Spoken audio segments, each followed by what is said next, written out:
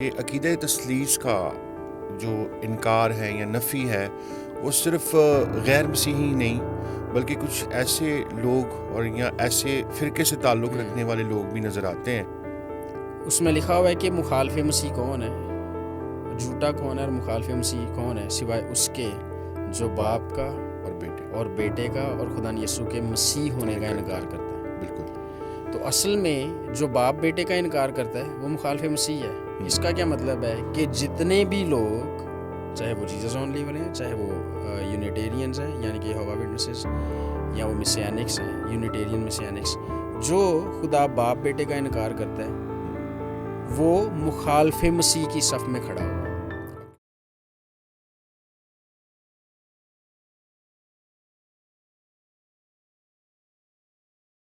خداوند یسوع مسیح میں آپ سب کی سلامتی ہو۔ مسیح میں میرے عزیزو، جب ہم خدا کے کلام پر غور کرتے ہیں تو بزرگ پولس رسول تیموتھیوس کے نام پہلے خط کے 4 باب کی 16ویں آیت میں لکھتے ہیں کہ تو اپنی اور اپنی تعلیم کی خبر گیری کر اور ان باتوں پر قائم رہ، کیونکہ ایسا کرنے سے تو اپنے اور اپنے سننے والوں کے لیے نجات کا باعث ہوگا۔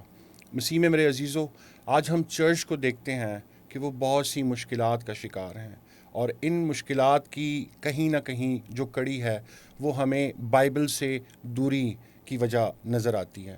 آج بہت سارے سوالات جو چرچ کے اندر ہم دیکھتے ہیں جن کے اوپر بہت سارے خدام بھی بات کرتے ہوئے کتراتے ہیں، آج ہم نے اس پوڈ کاسٹ کے وسیلہ یہ سٹیپ لیا، یہ انیشیٹو لیا کہ ہم ان سوالات کے اوپر بات کر سکیں، اور انہی سوالات پر بات کرنے کے لیے آج میرے ساتھ اسٹوڈیو میں موجود ہیں نہ صرف پاکستان بلکہ بین الاقوامی سطح پر جانے جانے والے مسیحی ایمان کے دفاع کے لیے صف اول میں کھڑے ہونے والے مسیحی اپولوجسٹ جناب سلیمان میتھیو صاحب۔ ویلکم ٹو دا شو سر۔ جی بہت شکریہ عرفان بھائی، خدا آپ کو بڑی برکت دے۔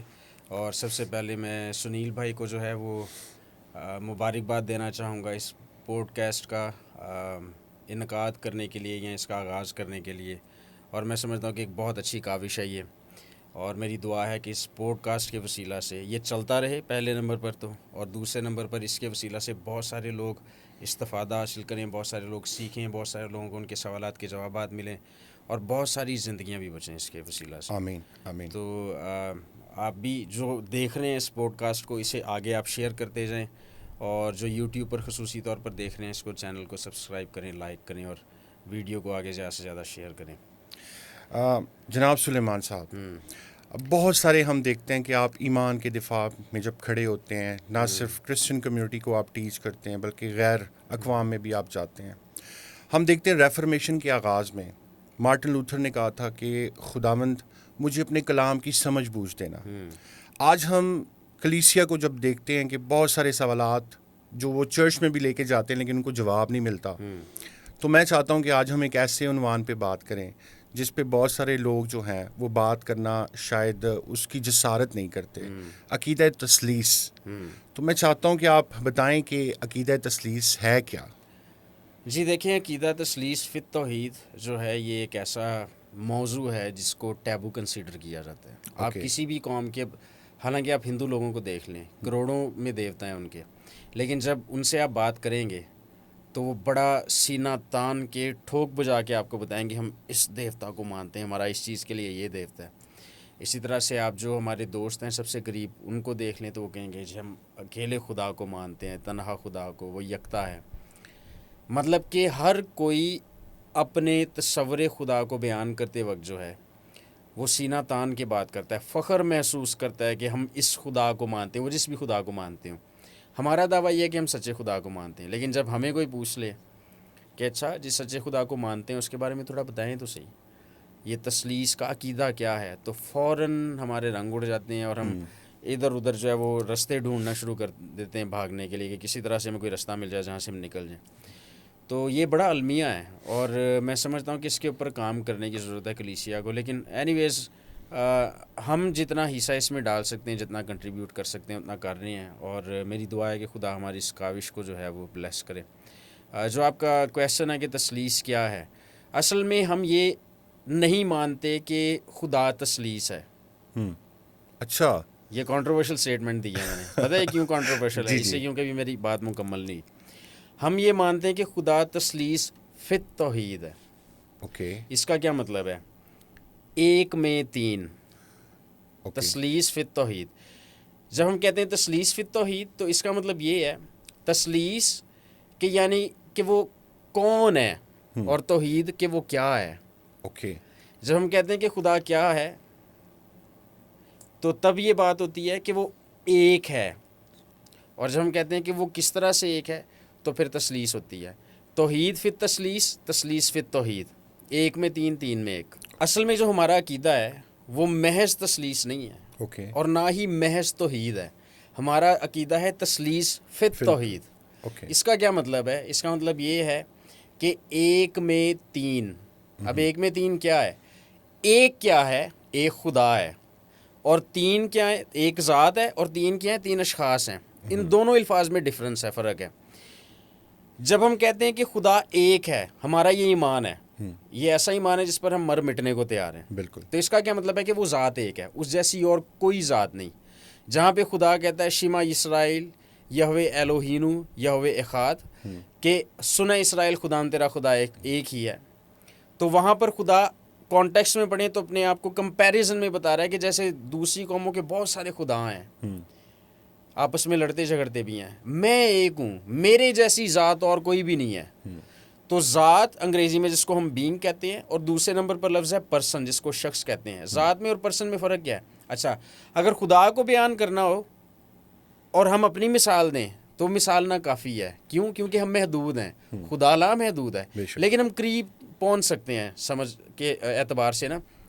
جب ہم ذات کہتے ہیں تو دیکھیں آپ کی میری اور اسٹوڈیو میں باقی جو لوگ ہیں ان کی ذات کیا ہے؟ انسان. بالکل. ہم سب کی ذات ایک ہے، لیکن ہم سب کی شخصیت فرق ہے. میں میتھیو سلیمان ہوں، آپ عرفان جیمز ہیں، اسی طرح سے باقی لوگ ہیں. اور شخصی اعتبار سے اب میں یہاں پہ گیسٹ کے طور پہ بیٹھا ہوں، آپ ہوسٹ کے طور پہ بیٹھے ہوئے ہیں نا. بالکل. تو جب ہم کہتے ہیں کہ خدا ایک ہے تو اس کا مطلب وہ ذات ایک ہے، اس کی جیسی اور کوئی ذات نہیں ہے، سب سے سپیریئر ہے. اور جب ہم کہتے ہیں کہ اس ایک میں تین ہے تو وہ تین کیا ہیں؟ اشخاص، پرسنز، باپ بیٹا اور رول قدس. اوکے. تو ایک ذات میں تین اشخاص جو ہے تثلیث فی التوحید ہے. یہ بائبل کی تعلیم ہے، اور سب سے لاجیکل کانسیپٹ آف گاڈ جو ہے وہ ٹرینٹی کا ہے. سب سے لاجیکل جو کانسیپٹ آف گاڈ ہے وہ ٹرینٹی کا ہے. اگر آپ یہ بات کہہ رہے ہیں تو وہ کس تناظر میں ہے؟ دیکھیں، جو لوگ تنہا یا اکیلے یا یکتا خدا کو مانتے ہیں، اوکے، وہ کہتے ہیں کہ خدا ذات اور شخصیت دونوں کے اعتبار سے ایک ہے. اچھا، اگر خدا ذات اور شخصیت دونوں کے اعتبار سے ایک ہے تو پھر میرا ایک سوال ہے. سوال یہ ہے کہ کیا خدا محبت کرتا ہے؟ جی کرتا ہے. اوکے، تو خدا میں یہ جو صلاحیت ہے یا جو اس کی صفت ہے محبت کرنے کی، یہ کب سے ہے اس میں؟ یہ تب سے ہے جب سے وہ خود ہے. اچھا، وہ خود کب سے ہے؟ وہ ازل سے ہے. اس کا مطلب اس کی یہ صفت بھی ازلی ہے نا. تو سوال یہ ہے کہ جب اس نے عالم نہیں تھے بنائے، جب اس نے انسان نہیں بنایا، فرشتگان نہیں بنائے، کچھ نہیں تھا بنایا، تو پھر وہ محبت کس سے کرتا تھا؟ کس سے محبت کرتا تھا؟ یہ فلسافیکل پرابلم ہے، فلسفیانہ مسئلہ ہے یہ. کس سے محبت کرتا تھا؟ اگر کوئی کہے کہ جی اس لیے تو اس نے لشکروں کو بنایا، آسمانی لشکر کو، زمینی لشکر کو، تاکہ محبت، اس کا مطلب آپ یہ کہہ رہے ہیں کہ آپ کا خدا ڈیپینڈنٹ ہے. تو جو ذات کسی اور پر انحصار کرے اپنی صفات اور صلاحیتوں کو برقرار رکھنے کے لیے، میں تو اسے خدا ہی نہیں مان سکتا. صحیح. تو اس کا سلیوشن، پھر اس فلسافیکل پرابلم کا سلیوشن کہاں پہ ہمیں ملتا ہے؟ تثلیث فی التوحید کے عقیدہ میں. وہ کیسے؟ یسوع مسیح کہتے ہیں کہ آئے باپ، میں ان سے ایسی ہی محبت رکھتا ہوں جیسی تو نے مجھ سے کائنات کی پیدائش سے پہلے رکھی. تو تثلیث فی التوحید میں جب کچھ نہیں تھا بنایا خدا نے، تو باپ بیٹا رول کچھ ایک دوسرے سے محبت رکھتے تھے. اکثر لوگوں کو، بڑے مناظرین کو بھی دیکھا، جب وہ تثلیث پہ بات کرتے ہیں تو وہ مختلف مثالیں دیتے ہیں. کوئی انڈے سے تشبیہ دیتا ہے، کوئی 3-in-1 شیمپو سے تشبیہ دیتا ہے. تو پھر یہاں پر ہمارے لیے کون سی ایسی مثال ہے جو یہاں پہ بالکل اس کے ساتھ ایگزسٹ کرتی ہے؟ دیکھیے، بائبل کا خدا کہتا ہے کہ دو باتیں ہیں بائبل میں. پہلی بات یہ ہے کہ خدا، جو میں اس کا مفہوم بتا رہا ہوں آپ کو، کہ خدا کہتا ہے کہ میری مثال نہیں ہے، مجھے کسی چیز سے تشبیہ نہیں دے سکتے. یسایہ نبی کے صحیفے میں کس سے تشبیہ دو گے مجھے؟ کیوں؟ اس لیے کیونکہ ہر چیز جو دنیا میں بنائی گئی ہے انکلوڈنگ انسان، وہ محدود ہے. اوکے. خدا جو ہے وہ لامحدود ہے. ہی از اومنیشینٹ, ہی از اومنیپوٹنٹ, ہی از اومنی پریزنٹ. تو اس لیے جو چیز لامحدود ہے اس کو آپ محدود مثالوں سے کبھی بھی ایکسپلین نہیں کر سکتے. لیکن یہی خدا جو ہے نئے عہد نامہ میں رومیو کے خط میں غالباً یہ خدا فرماتا ہے کہ میری ذات یا میرا جو جلال ہے اس کا ظہور یا اس کا ظاہر ہونا جو ہے اس کائنات کے ذریعے ہی ہے. اوکے. تو اگر ایگزامپلس کی آپ بات کریں تو لوگ کئی ایگزامپلس دیتے ہیں, جیسے کہ انڈے کی ہے, اور 3-in-1 شیمپو والی تو انتہائی فضول قسم کی ایگزامپل ہے, اس کا کوئی حساب نہیں. اچھا, اور پھر اسی طرح سے پانی کی ہے, ٹھوس مایا گیس کی ہے, بالکل ہے نا. پھر کچھ لوگ, میں نے ایک اپولوجسٹ کو سنا یہ مثال دیتے ہوئے کہ دیکھیں جی, ان سے کسی نے سوال پوچھا تو انہوں نے کہا جب آپ گھر جاتے ہیں تو آپ باپ بھی ہوتے ہیں, آپ شوہر بھی ہوتے ہیں, آپ بیٹے بھی ہوتے ہیں, تو اسی طرح سے خدا بھی ہے. نہیں, اوکے. انڈے والی مثال بھی غلط ہے. اس لیے, اور یہ زیادہ تر جو ایگزامپلز ہیں یہ ماڈلزم کی ایگزامپلز ہیں. اس میں کیا بتایا جاتا ہے کہ خدا موڈز بدلتا رہتا ہے. جیسے کہ پانی ہے, مایا کی حالت ہے, وہاں لیکوڈ ہے, اس کو جمائیں گے ٹھوس ہو جائے گا, پھر اس کو گرم کریں گے تو بھاپ, گیس, ہے نا. تو اس میں پانی جو ہے وہ موڈز بدل رہا ہے اپنے. تو جب آپ کہتے ہیں کہ خدا بھی ایسا ہی ہے تو آپ اس کا مطلب پتہ ہے کیا کہہ رہے ہیں کہ خدا موڈز بدلتا ہے, خدا بہروپیہ ہے. اچھا, تو یہ بڑی خطرناک بات ہے. تو اس لیے میں ان ایگزامپلس کو پرفیکٹ نہیں مانتا. اگر قریب ترین کوئی چیز جاتی ہے نا ایگزامپلس کے اعتبار سے تو وہ ہے وقت. وقت ایک ہی ہوتا ہے, لیکن اسی ایک وقت میں پاسٹ, پریزنٹ اور فیوچر ہے. جو پاسٹ ہے وہ پریزنٹ نہیں ہے, جو پریزنٹ ہے وہ فیوچر نہیں ہے. واو. تو ٹائم جو ہے وہ قریب ترین ہے اس کے, لیکن پرفیکٹلی کوئی چیز خدا کی ذات کو ایکسپلین نہیں کر سکتی. امیزنگ. اگر کوئی شخص یہ کہے کہ میں نے خدا کی ذات کو سمجھ لیا اور جان لیا ہے, تو اس کا مطلب یہ ہے کہ وہ اپنے آپ کو سہدے پر فائز کر رہا ہے, خدائی عہدے پر. وہ یہ کہہ رہا ہے کہ میں بھی خدا کی طرح اومنیشینٹ ہو گیا ہوں, عالم الغیوب ہو گیا ہوں. جس طرح خدا سب بھیدوں کو جانتا ہے مجھے بھی پتہ چل گیا. تو پھر ہی وہ یہ دعویٰ کر سکتا ہے. پولس رسول بڑی خوبصورت بات کرتے ہیں کہ کوئی بھی انسان جو ہے اس کی روح سے زیادہ اس کو کوئی نہیں جانتا. اسی طرح خدا کی روح جو ہے خدا کے سب بھیدوں کو جانتی ہے. تو اگر کوئی شخص یہ کہے کہ میں خدا کو سمجھ گیا اور جان گیا ہوں, تو اس کا مطلب وہ یہ دعویٰ کر رہا ہے کہ میں خدا کی روح ہوں, کیونکہ خدا کی روح ہی صرف اس کے سب بھیدوں کو جانتی ہے. تو عقلی دلائل پر چاہے آپ بات کر لیں یا ببلیکل آرگیومنٹ سے بات کر لیں, دونوں صورتوں میں بات غلط ہے. اب ہم چلتے ہیں دوسرے سوال کی طرف. چونکہ ہمیں خدا کا کلام یہ سکھاتا ہے کہ تمہارا کلام ہمیشہ ایسا پرفضل اور نمکین ہو کہ تمہیں مناسب جواب دینا آ جائے. تثلیث ایک ایسا عنوان ہے جس پہ نہ صرف ایماندار بلکہ اہل اسلام خاص طور پر اس پہ سوال کرتے, اور ہم نے بہت ساری جگہوں پہ دیکھا آپ کو ڈیفینڈ کرتے ہوئے. یہ بتائیں کہ اکثر مسیحی بھی ذہن میں یہ سوال رکھتے ہیں کہ کیا لفظ تثلیث جو ہے اس کا براہ راست ہمیں بائبل میں کہیں ذکر ملتا ہے؟ دیکھیے, ایک دو آرگیومنٹس ایسے ہیں جن میں ہم تثلیث لفظ نکال کے دکھا سکتے ہیں بائبل میں سے, لیکن میں یوز نہیں کرتا ان کو. اس کی وجہ کیا ہے؟ ہمارا یہ دعویٰ ہی نہیں ہے. پہلے نمبر پر جو اعتراض کرنے والا ہے وہ ایک لاجیکل فیلسی کمٹ کر رہا ہے. اب لاجیکل فیلسی کیا ہوتی ہے؟ جب آپ لاجک کو پڑھتے ہیں سبجیکٹ کے طور پہ, منطق کو, تو اس میں آپ یہ بھی پڑھتے ہیں کہ کون سی چیزیں لاجیکلی فالس ہیں, منطقی طور پہ غلط ہیں. ان میں سے ایک جو فیلسی ہے اس کا نام ہے اسٹرا مین آرگیومنٹ. اسٹرا مین آرگیومنٹ کا مطلب کیا ہے کہ سامنے والے سے آپ اس چیز کا مطالبہ کرنے ہیں جس کا اس نے دعویٰ ہی نہیں کیا. ہم مسیحیوں نے, میری بات بڑے غور سے سنیے دیکھنے والے, ہم مسیحیوں نے کبھی یہ دعویٰ نہیں کیا کہ ہم خدا کو تثلیث اس لیے مانتے ہیں کیونکہ بائبل میں تثلیث کا لفظ ہے. ہمارا یہ دعویٰ ہی نہیں ہے. ہمارا دعویٰ ہی نہیں ہے کہ لفظ ہونے کی وجہ سے ہم مانتے ہیں. نہ, ہم مانتے ہیں تعلیم کی وجہ سے, اس کی جو ڈاکٹرین ہے, ہاں جی, اس کی وجہ سے مانتے ہیں. ہمارا یہ دعویٰ ہی نہیں ہے. تو جو مطالبہ کیا جا رہا ہے وہ مطالبہ ہی غلط ہے. مطالبہ اس چیز کا کریں جو ہم مانتے ہیں. اگر کوئی کہے جی تثلیث لفظ دکھائیں, چونکہ لفظ تثلیث ہے نہیں ہے آپ کی کتاب میں, اس لیے یہ عقیدہ ہی غلط ہے, یہ کوئی آرگیومنٹ نہیں ہے. اس لیے اگر تو ہمارا دعویٰ یہ ہوتا ہے کہ جی تثلیث لفظ بائبل میں ہے اس لیے ہم خدا کو تثلیث مانتے ہیں, تو پھر آپ کا یہ اعتراض یا مطالبہ ٹھیک تھا. لیکن چونکہ ہمارا دعویٰ ہی نہیں ہے یہ, تو اس کا مطلب آپ کا مطالبہ جو ہے وہ غیر مناسب ہے, منطقی طور پہ غلط ہے, لاجیکلی فالس ہے. ایک بات. دوسری بات یہ ہے کہ اگر تو یہ بات ہے تو پھر خصوصی طور پہ جیسے جو اہل اسلام ہمارے دوست ہیں ان کو فرزندان توحید کہا جاتا ہے. بالکل ٹھیک ہے, لیکن توحید لفظ پورے قرآن شریف میں کہیں نہیں ہے. پھر جائیں گے پھر ایمان سے اسی بات کی وجہ سے. بالکل ٹھیک کہہ رہے ہیں آپ. اور اگر آپ کسی بہت پڑھے لکھے مسلمان دوست سے یا عالم سے بات کریں تو وہ آپ سے فوراً کہیں گے جی ہمارے یہاں تعلیم موجود ہے, تو تعلیم کی وجہ سے ہم یہ لفظ استعمال کرتے ہیں. تو ہمارے ہاں بھی تعلیم موجود ہے. اس تعلیم کو ایک لفظ میں جب ہم نے ایکسپلین کرنا ہوتا ہے تو تب ہم تثلیث کا لفظ استعمال کرتے ہیں. اگر ہم دیکھتے ہیں کیونکہ ہمیشہ تھیولوجی کی کوئی نہ کوئی بیس ہوتی ہے, کسی بھی ایمان کی ایک ڈاکٹرین ہوتی ہے, تو اگر ایک لفظ جس طرح آپ نے بتایا کہ ہم تو یہ دعویٰ ہی نہیں کرتے کہ یہ لفظ بائبل میں موجود ہے, تو پھر ہم یہ مطلب سوال یہ کیا جاتا ہے کہ اگر تثلیث کا لفظ بائبل میں موجود نہیں ہے تو پھر یہ عقیدہ آتا کہاں سے ہے؟ یہ بائبل سے آتا ہے, پہلی کتاب سے آ جاتا ہے یہ. ہاں یہ بالکل پہلی کتاب سے آ جاتا ہے. اتنی ساری باتیں ہیں کہ آپ یقین مانیے اگر ہم ہر روز 3 شوز بھی کریں, پوڈ کاسٹ کریں اس کے اوپر, تو پورا 1 مہینہ ہم تثلیث کے اوپر صرف بات کر سکتے ہیں, اتنی زیادہ ایویڈنس ہے. لیکن آج میں آپ کو صرف 1-2 باتیں بتاؤں گا وقت کو ملحوظے خاطر رکھتے ہوئے.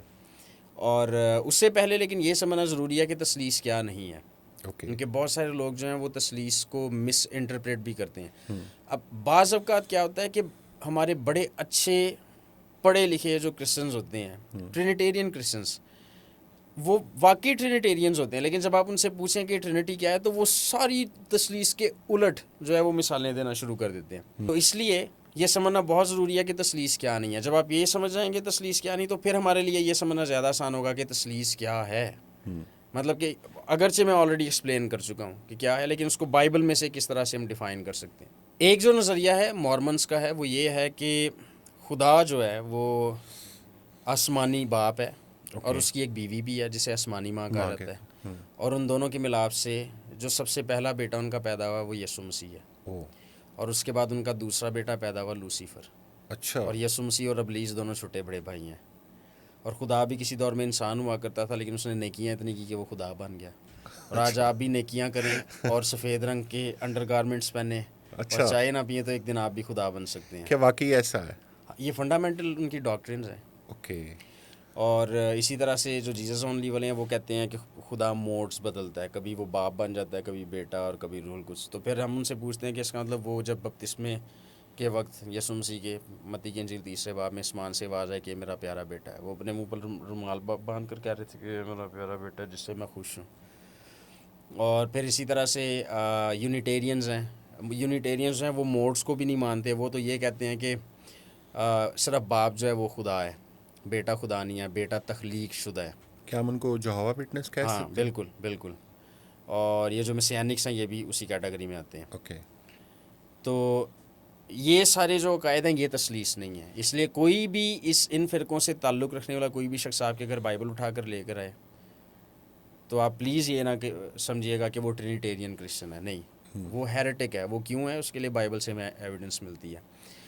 جہاں تک بات ہے کہ کیا تثلیث کی تعلیم ہمیں بائبل میں سے ملتی ہے, تو بالکل ملتی ہے. سب سے پہلی ایویڈنس میں دینا چاہوں گا یوحنا کی انجیل 1 باب, اس کی پہلی 3 آیات پڑھیں تو بڑی خوبصورت ایک بات لکھی ہے. انارکین ہولوگوس, ابتدا میں کلام تھا. میں چاہتا ہوں کہ آپ اسے پورا کریں آیت کو. ابتدا میں کلام تھا. ہاں, کلام خدا کے ساتھ. ہاں, اور کلام کیا تھا؟ خدا تھا. اب ابتدا جس کے لیے آرخے, میں نے جان بوجھ کے یونانی زبان کے الفاظ بولے کیونکہ وہاں پہ آرخے, این آرخے یا ان آرخے یعنی کہ ابتدا میں. ابتدا بڑا کمزور ترجمہ کیا گیا. کیوں؟ کیونکہ ہمارے پاس لفظ ہی نہیں ہے اس کو بیان کرنے کے لیے آرخے کو. آرخے سے لفظ آرکیولوجی بنا ہے جس کا مطلب ہے قدیم چیزوں کا علم. آرخے سے مراد یہ ہے کہ جب جو ایسا دور جو ابتدا سے بھی پہلے کا ہے. اوکے. یعنی کہ ہمارے پاس لفظ ہی نہیں ہے, ہم ابتدا تک جا سکتے ہیں بس. ابتدا سے بھی جو پہلے کا دور ہے تب کلمہ تھا, اور اس وقت اگر کوئی ہو سکتا ہے تو وہ خدا ہی ہو سکتا ہے. تو یہ کلمہ تھا, اور کلمہ کس کے ساتھ ہے؟ خدا کے ساتھ ہے. اور یہ کلمہ خود کیا ہے؟ یہ بھی خدا ہے. اب کلمہ کیا ہے؟ میں جو بول رہا ہوں یہ میرا کلام ہے جو میرے منہ سے نکل رہا ہے. تیسری آیت میں لکھا کہ اسی کلام کے وسیلہ سے سب چیزیں وجود میں آئی، سب کچھ پیدا ہوا.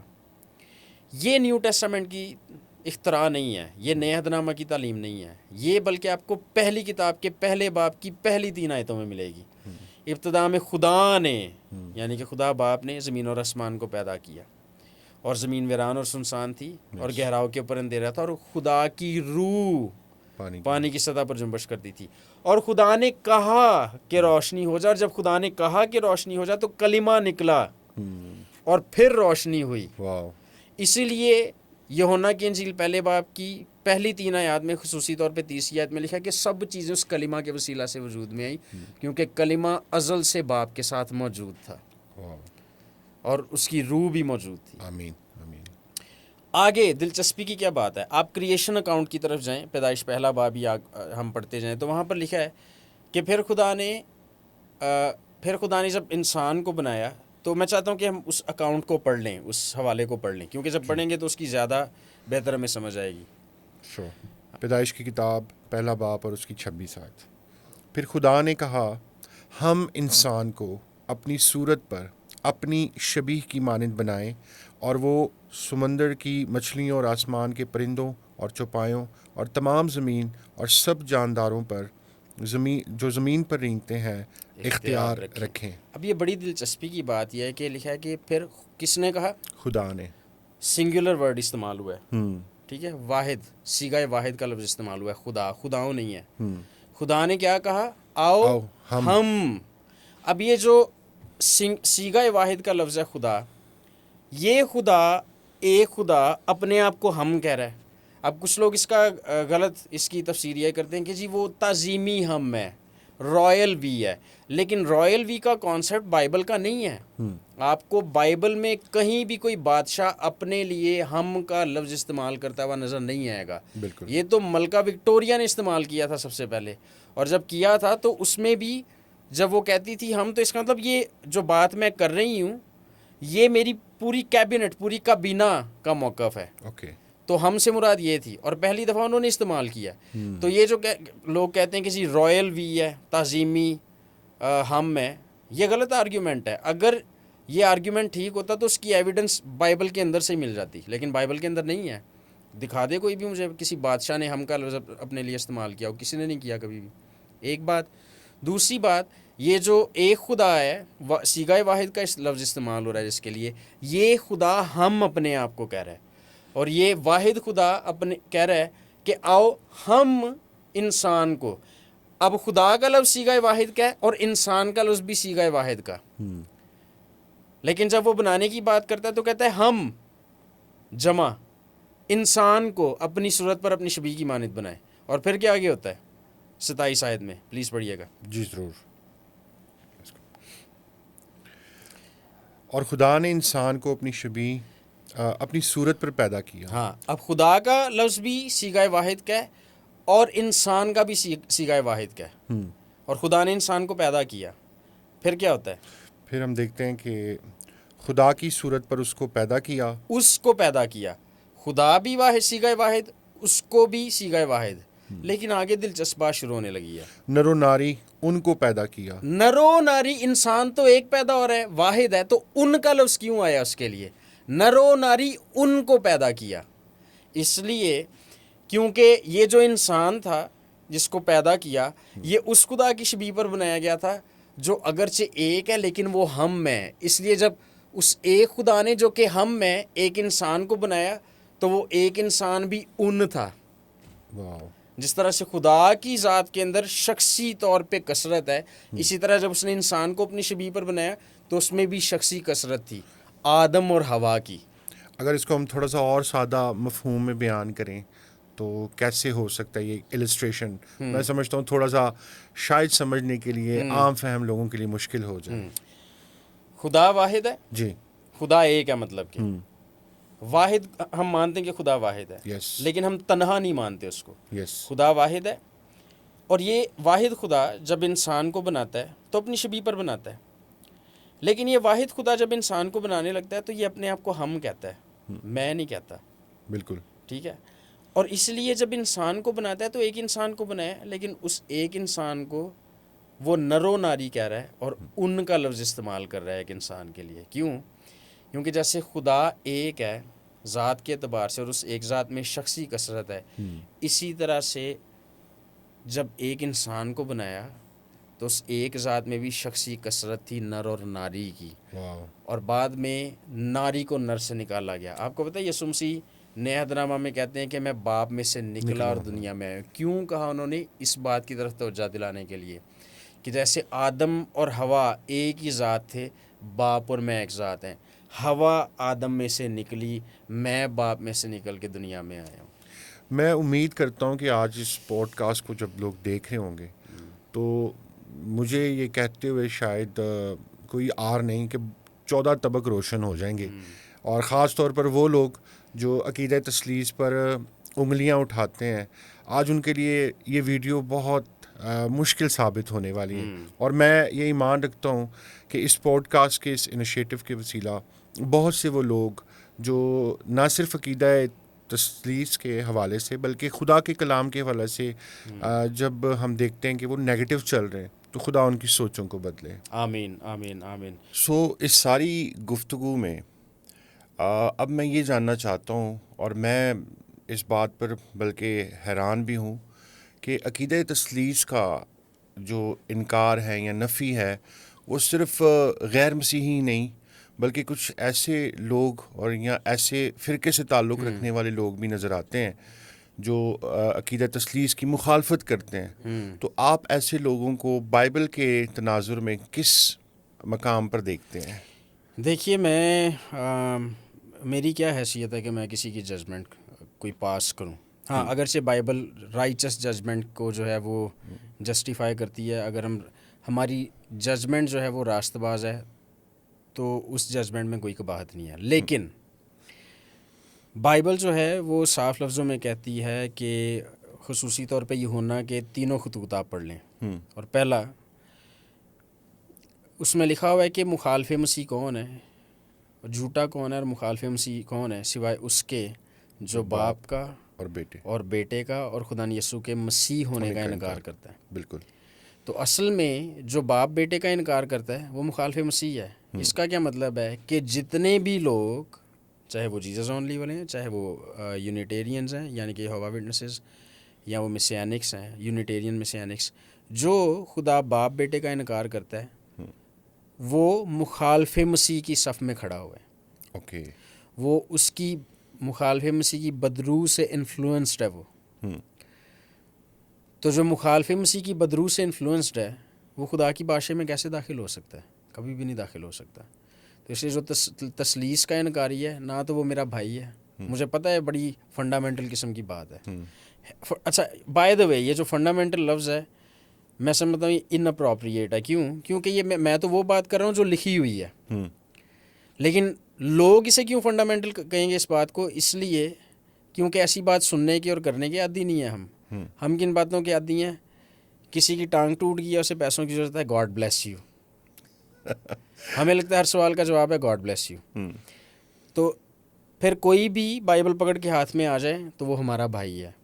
اچھا، یہ غلط کانسیپٹس ہیں. حالانکہ بائبل میں لکھا ہوا ہے، تیتس کا خط 1 باب اس کی 9 سے 12 آیات میں، وہاں پر لکھا ہے کہ ایسے لوگوں کی سخت ملامت کر، ان کا منہ بند کیا کر. پھر لکھا ہوا ہے کہ ان کو اپنے گھروں میں نہ آنے دو، ان کو سلام نہ کرو، یہاں تک لکھا ہوا ہے. تو اگر یہ باتیں اگر میں کروں تو یہ فنڈامنٹل ہیں یا فنڈامنٹلسٹ یہ باتیں ہیں، تو یہ میری نہیں ہیں، میں وہ باتیں کر رہا ہوں جو لکھی ہوئی ہیں. تو ایسے لوگ، حالانکہ دشمنوں کے متعلق کیا لکھا ہوا ہے کہ ان سے محبت کرو، ان کے لیے دعا کرو. پھر مسیح نے یہ کہا کہ اگر تم انہی کو سلام کرتے ہو جو تمہیں سلام کرتے ہیں تو کیا بڑا کرتے ہو؟ یہ تو غیر قومیں بھی کرتی ہیں. لیکن ان کے متعلق کیوں اتنے سخت احکام ہے؟ کیونکہ جو دشمن ہیں یا جو غیر اقوام ہیں ان کو پتہ نہیں ہے، ان کو پتہ ہے، اور یہ جان بوجھ کے گواہی کو اور حقیقت کو کلام کی بگاڑتے ہیں. اس لیے ان کی ججمنٹ بڑی ہے، اس لیے ان سے کنارہ کشی. بلکہ تیتس کے خط کے 3 باب میں لکھا ہے کہ ایسے لوگوں کو 1 سے 2 بار نصیحت کرو، پھر ان سے کنارہ کر لو.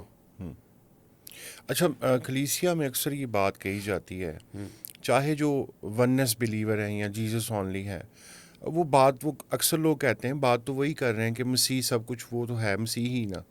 تو پھر ایسے لوگوں کو ہم کیسے ریبیو کر سکتے ہیں اس سوال کو یا اس سوچ کو؟ سوال کی تھوڑی وضاحت کر دیں.